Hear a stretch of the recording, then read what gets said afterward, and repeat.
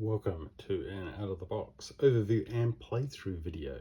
Today I am looking at Moonlight. This is a solo roll and write comic noir detective story. I've been provided with this preview. At the time of this video, this game's currently on Kickstarter. I'll put a link below. So everything you hear is preview. Things might change as with any kind of Kickstarter. This is a game where you are a detective, and in this particular episode, your partner's been kidnapped and you've got 3 weeks to save them. You know who's done it and you have to get clues, find incriminating evidence. This is episode 1 of a multi-episode campaign. I hear that things that you do in each campaign will have effects in later episodes. I haven't seen any other episodes. I've only seen episode 1, but that's something to keep in mind if that's the kind of game that you like. I have printed this on A3, so it's quite big. So this is bigger than my normal game because you need to write on it, and I like to have that extra space. In terms of the game itself, you need a pen. I have laminated these, and you need 6 dice. The game itself is set up in a couple of phases. There's 3 phases. There is a day phase where you move around the city, collecting clues, staking out locations, looking for your partner, trying to find out what's happening in your city. Then there's a night phase, so there's certain buildings on the maps that you can use your detective skills and be a bit naughty and run a heist and try and gain more money, because the game is about rescuing your partner and you've only got a limited amount of time, and there's 3 ways you can win. You can either get enough money from doing heists to rescue your partner, you can search all the different locations in the city and find out where they're hidden and rescue them, or when you do the heists, you can plant incriminating evidence for the person that's kidnapped your partner and incriminate them and have the police come and arrest them. So they're the 3 ways you win. And so you travel around the city, you collect clues. Those clues help you get more skills. You run heists at night. Then in the daytime, you come back as the detective to investigate your own heist. So you basically get to do a cover-up. And so you can plant evidence, you can hide incriminating evidence, and that's part of the way that you win or lose the game. You can lose the game by having too much suspicion on you that you're running these heists to get money, or you run out of time. So a turn is basically a day cycle where you roll the dice. At the end of it, you'll click off a day. At the end of each of these blocks, you have to pay the ransom. If you don't have enough money, it's game over. You can use the dice in a number of ways. Down the bottom here, we have the different actions that you can do. So you can do a hustle. So if you've got 2 dice that are the same, you can throw them on there and do a hustle. What that allows you to do is either you can gain 100 cash, which is sometimes useful. You can upgrade one of your skills, which is useful.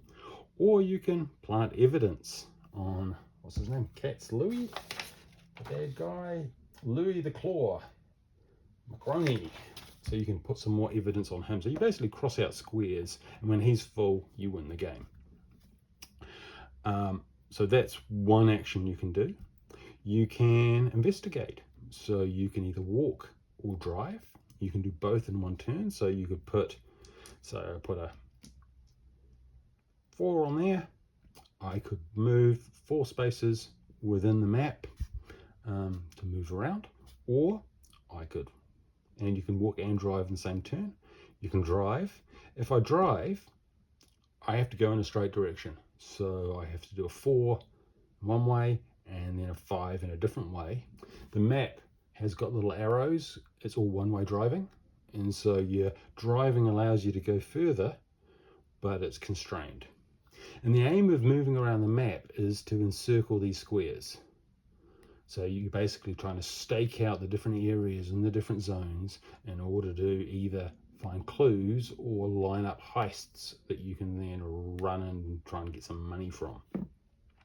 So once you've encircled things, you could throw a dice, for example, onto the search. And if you've got a search, it allows you to X all the ones that are encircled. So if I did a 3, I could, if say I had something like this, where I'd wandered around and I'd done some kind of movement like that, and I had those, if I got a 3, I could cross off those 3 and I would get those skills. I get to mark them off my skill set. So I get to mark off that one, and another foot. And I would also get them on my skill block. So with your skill block, you've got dots and you've got squares. So you've got to fill up the dots before you can cross off the squares. So if I got 2 of the feet one, I'd cross off the 0 and the first dot. So then I would be at that level. And the more dots you cross off, the more squares you can cross off, the stronger you get with your skills. And so you can build up your skills before you get to your heists, which I'll talk about in a minute. So that's how you, and when you've collected skills, clue sets, when you get a whole set, the area that has the most currently searched areas, you can cross it off. So you can cross off, once you've crossed off the 3 sets of skill sets, then you know where the hostage is being held, and you just have to then search every spot as a search. And when you've done the last one, then you win the game. So it's quite long. It's going to take a while, but there's other things going on. So that's your basically day cycle. And there's informants. So any dice you've got left over, infinite, you can throw in here. With informants, you've got to write the dice number down, and it's good to put them in blocks because you can then cross them off and cross off blocks within the searching and get the clues or get the heists, and it means you don't have to encircle them. But you can only do it. So if I put another 2 there, then I could put in an upside down L, like a bit like Tetris, but you're not allowed to shift it around. So you can throw your kind of extra dice in there and try and build up these patterns that allow you to block out more parts. So there's multiple ways of getting clues, which then once you use your informants to use a block, it costs you $100. You've got to have some money. You can then block off the clues, which go to your skills, which go to your searching. So it all comes together from quite a small action set. So that's your day. So if you have encircled a heist and you've searched for it in the night mode, you basically break in. So there's another map. So this thing gets overlaid. I'm gonna have to zoom out, don't I? Maybe I will. I'll just move it around. I like it big. Okay. Oops, it's going the wrong way as well. Okay. So you put it like here because you've got your skills and you've got your heists. So you pick out your building, and they all have different layouts and they've all got different aspects to them. It's almost like a mini game within the game doing the heist. Each of the buildings will have different security. That's the colored squares. And there's a summary of the security at the top here. For example, if you look at the orange ones, this is the corner store, so it's got the lowest level of security. The orange ones are some or difference between the numbers that you put in has to be in the bottom box. So you start at a door, and I guess I should start from how you move around. So you're going to do a heist. Say we're going to do the corner store. You've got this thing here called exertions, and you get to roll as many dice as you want to tick off. So say I want to tick off a 4, I do an exertion with 4 dice. Boom. So if I start at the door, you can only put your dice in each space adjacent. And I know that for security, that one has to be the difference, that the orange one has to be the difference between the 2 numbers in the column. The sum or difference between the numbers of this column. So I could look at this and go, oh, okay. If I've got a 5 and a 3, I can take the 2. So I could fill that in and say, well, I'll put the 5 there, I'll put the 3 there, I'll stick the 2 in there. Because 5 minus 3 is 2. So I've fulfilled the criteria for that security. So I've sorted out that security. I've still got a 5 left over. I think, well, okay, I'll put that there. And then I pick a different exertion. So I could say maybe I'll pick a 3. So I cross that off. and I would throw 3 dice. Oh, that's not very helpful. What I want to do, so you do have to do a bit of math, but I could go down there. Ooh. So I could think, that's going to be tricky. So why don't I put the 6, the 6, and the 5 in the hope that I'll get some lower rolls and I can fill in the security there. You've got skills, high skills, so you can plus or minus dice. You can do things like, if you've got enough guff, you can flip dice. So if you get a 6, you can flip it to a 1. There's a whole lot of things that you can build up to do your dice mitigation. So it's not completely reliant on luck. There's planning of a skill set. It's picking the exertions, and you basically fill this up. And if you can successfully fill it up and complete all the security requirements for that particular location, you get the loot. So this would be $300. If you've got any squares that are wrong or you haven't filled them, then it's minus 100 per square. So you might get some money, or if it goes to 0, you get nothing. So you really do want to think about what you're going to be doing in there. And there's different, so there's gates and there's consoles and motion sensors and security cameras and doors, and all the different heist places are a little bit different. So it does require you to have a bit of a think of what kind of skills you might need before you go there. So that's the night phase, and you either get your money or you don't. And this will be filled up and you'd have crossed off a whole lot of these exertions. Then we move to the morning phase and we go to the other side. So we kind of slip this to the other side. And then we go back to the place that we did the heist. And we say, well, okay, say I'd filled this out, and that was like 3, 2, and that'd be 4, 2, maybe that was 1, 5, and that was 1, 4. So I've been really successful like that. So I'd have a successful heist. I got my $300. I ticked it off. And you'll have a selection of these things crossed off as well as you've used the exertion to generate the values. When you go to the morning phase, you're going back to the scene as the detective, and you have to then investigate what's happened. And you go through and you cross off any exertions that are left, and you can either do rows or columns with that number. So say if I had that 1 left, I could cross that off, and I could cross off those 2 ones because they're in that row. And then I might look at it and go, oh, I've got a 6 left, so I'll cross off that one, and I could cross off those 6s. So you're covering up the evidence. And so when you do the heist, if you use poor combinations of exertions, like all the 1s, you won't be able to cover up any 1s, and that'll come back and bite you later. So you go through this process and cross things off or leave things. Any ones that you've crossed off go on to Louis. They go on to his incrimination and then start filling in his things. So you can fill in some quite big blocks. So if you do all the incrimination, he gets all the guilt. Any ones you haven't crossed off, they go on yours. It's suspicion because you've left some traces behind. You haven't covered up, some DNA behind, or you've forgot to do something with a security camera that's been smudged and people are suspicious. And so that's the day phase. There's some other little bits. So when you're doing the exertions, if you get a dice you don't want to use, you can cross off. You get these kind of strikes at the top that you can cross off. They then go instantly into suspicion in the day phase. So you have to be a little bit careful. So the heists are a combination of gaming to meet the requirements of the security systems, not exerting too much, because when you get back to the morning phase, you need to be able to cross things off to hide the evidence. And so just a bit, that's it, because then you would go back to the main board and you'd be doing another day. You'd be doing more moving, more investigation, deciding how you'd throw your 6 dice, or you'd cross off a thing at the end of the day. And you need to get at least $500 before the end of the first week. Otherwise, the hostage is in trouble. And that is episode 1.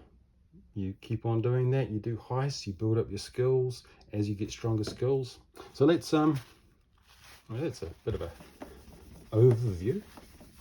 Let's have a go and play a couple of turns. I'm just going to rub off all the bits that I've stuck on here. Camera's probably shaking like mad. I'm probably going to try and do a heist with one of the more basic ones, because they do get more complicated, but that's not a bad thing, because these other ones are more challenging. But if you went in there without skills, you expect to fail. So going to do a heist before you build up your skill set is not a great idea. So let's go. I'm going to start with day one. I've got my dice. Let's stick them through and see what we get. Okay, you've got to start in the top left hand corner of the docks. There's a couple of other things, like when you're walking, Sly's got a damaged knee, so if you use more than a 7, you have to cross off one of the maximums. So say I use the 10, I'd have to cross off the 12. So the maximum I could ever do then was 11. So he actually gets damaged if you use bigger ones, but we'll worry about that later. First of all, I think I am going to do some doubles. Are kind of handy. It seems a waste to use a big double, but sometimes the smaller ones are good for moving around. We'll see. Well, I'm going to do a bit of hustle, and I'm going to get some money. It's always good to have $100. So you circle it, so then you can cross it off later. Money is always important. Then I think I might go for a drive. Can I drive 6? 1, 2, 3, 4, 5. That would take me to there, 6. That'll be okay. You've got to follow the arrows though, because they're one-way streets. So I'm going to do a bit of driving. So I'm going to drive 1, 2, 3, 4, 5, 6, and then I've got a 2. So I'm going to go 1, 2. Okay. Then I'm going to do a lot of walking. I'm going to go 12 walking, and that's going to cripple me. I'll never be able to do 12 again, because I've had to cross that off because it's more than 7. But I think it's going to be worth it, because I should have said, when you finish a movement, whether it's driving or car, you have to on where you end, you have to stick a stakeout symbol, and that's an X. So you're staking out that corner. If you ever travel through that again, you get a suspicion. If you have to put a stakeout in the same place, you put a circle around it, there's a level 2 stakeout. If you have to do it the 3rd time in the same place, you have to cross it out, it's a level 3 stakeout. If it's a level 3 stakeout and you have to travel through it again, you get 3 suspicion. So staking out is, it's the locals having an awareness of what you're doing. Anyway, I've got 12 to move. I really want to get the luck, because luck is really handy for heists. We'll try and work towards getting, so you can start your walk anywhere on your movement. So I've done that drive. I think I'm going to think about walking.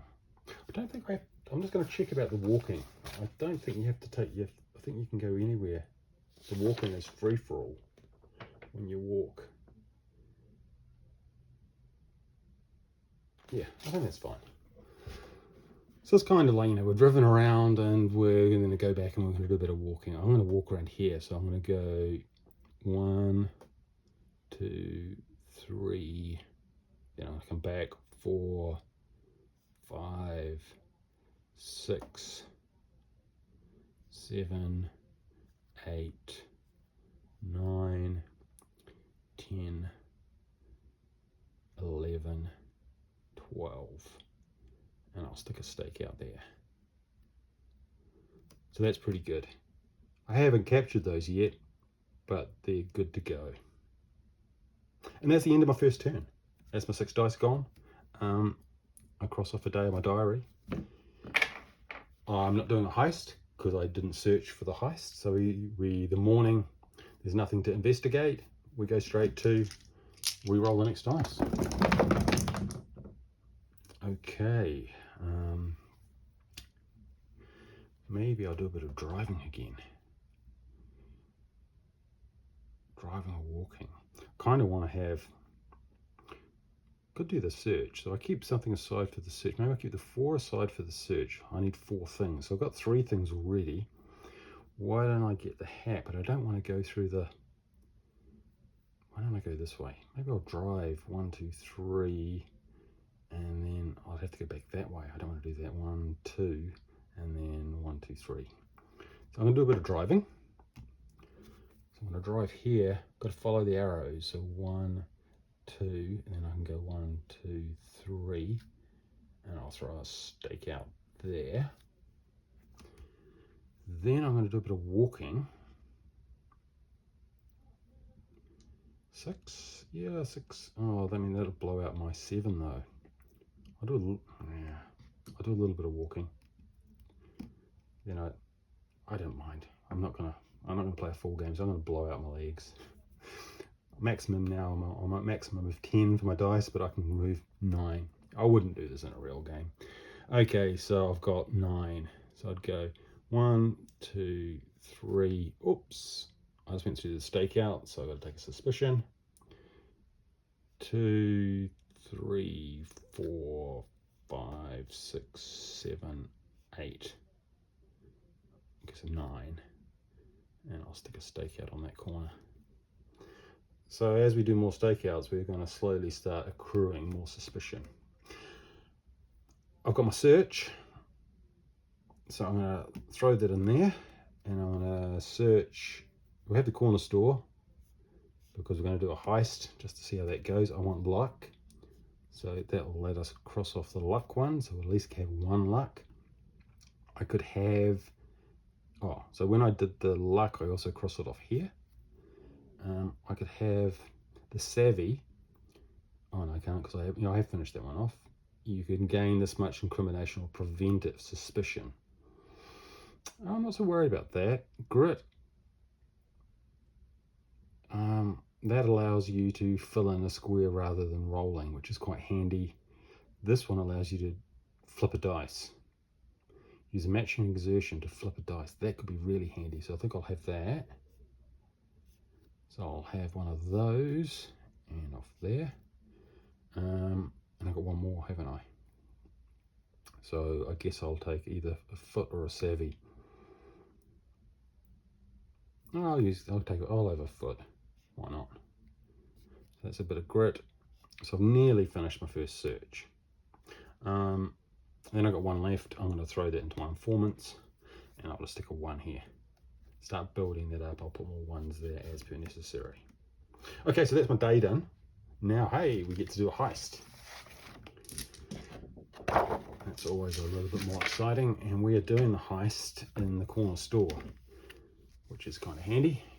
Okay, so the first thing you have with the heist is there's also this thing called Easy Street, which you can fill in, and that's part of luck. So you roll this many dice on Easy Street at the beginning of the heist. So at the moment I've crossed off the 0, so I've got a 1. So I get to roll 1 dice. Oh, that fell out of the box, so that doesn't count. It doesn't go in the box, it doesn't count. Okay, so I get a 3, so I get to stick a 3 here. I can use that at any time into one of my boxes. So that's kind of handy. Got some strikes there. Anyway, let's do our heist. What do we got? We could get $300. So these ones have to be some more difference. Should be easy. Let's try with a big one to start with, a 6. Let's go with all our dice and see how far we can get. Okay, some more difference. So I could take a 4. Oh, I could do all kinds of things, couldn't I? Do some. Yeah, maybe I won't do that. Get rid of the 6.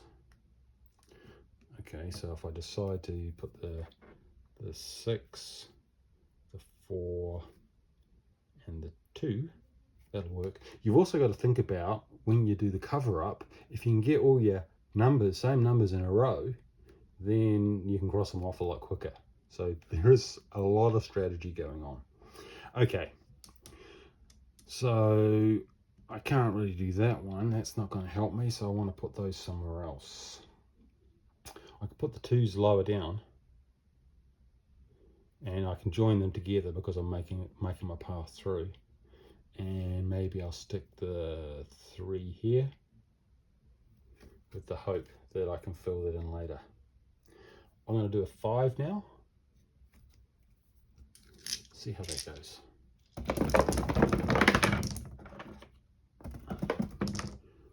Okay, so something with a difference of 2. Well, I could do that with the 4 and the 6. So why don't I do that? So if I put a 6 there and a 4 there, that's pretty good. Difference 3 minus 1 will give me 2. So that's a good one. Oh, this isn't looking terribly good. I could use this. Use a matching exertion to invert or flip a matching die. So I'd have to use a 6 to flip that to a 1, which isn't going to help me. I think it's early days. This shouldn't be too drastic. So why don't we stick the 6 up here and the 5 here. And if I stick the 2 down there, that's going to make it good for the cover up. And then we'll see how we go. I'm going to only throw 4 this time. Just so I oops, I lost my board. Okay, so what do we need there? We need a 4, so I can do with that. That one's satisfied. I could put a 3 and a 2. I put too many dice down, didn't I? I did 6 dice. I should have only done 4 dice. Don't worry, I caught it. That was a bit of a dumb moment. Doesn't matter. Here's my 4 anyway. So I've done the 4. 5.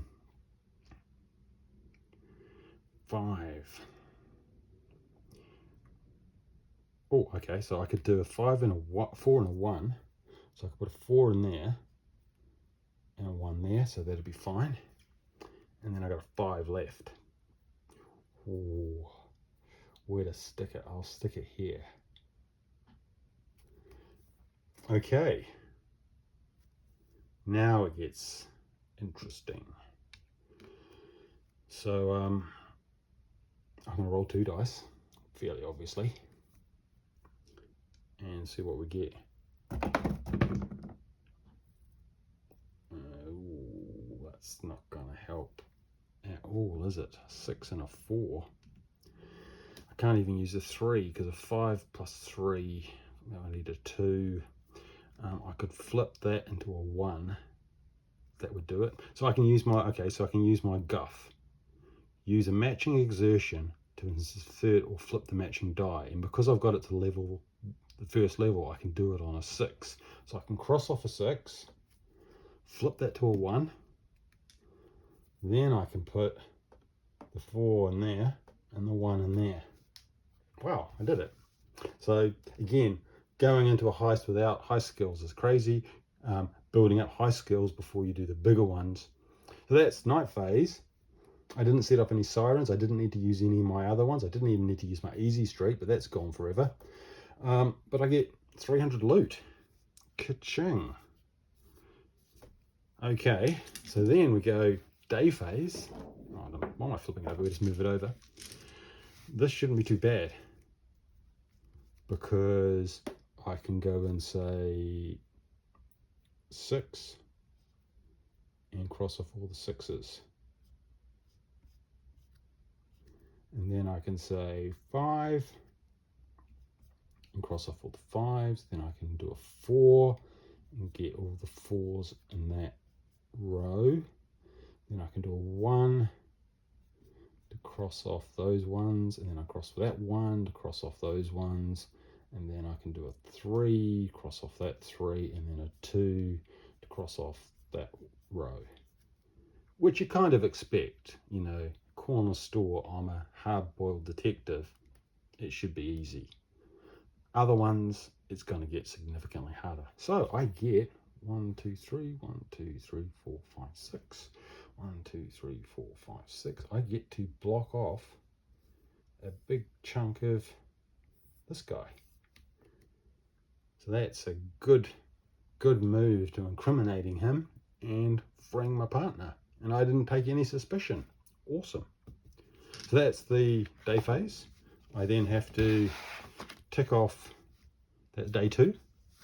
And things are looking not too bad. So I've got $400. So I'm nearly up. I nearly have enough for my ransom. So that's good prep. You can pay off the ransom in advance. If I've got enough money, I could pay off the ones early. See how we go. Pay them off. Finish the game. Yeah. So lots of stuff going on. Lots of ways to win. A couple of ways to lose. Moving around, picking things, building your skills, making sure that you've got the targets. You can encapsulate them all on your map and then decide when you want to do your search, so you can you don't have to do it straight away, so you can build up what you need, keeping a track of what's happening, maybe pay the first bit of ransom before you get further into the game. Anyway, I hope you've enjoyed. Don't forget to subscribe and like. This is currently on Kickstarter. I'll put a link below. This is episode 1 of Moonlight, and I think there's 4 or 5 episodes. You'll have to check the Kickstarter. But still, don't forget to subscribe and like.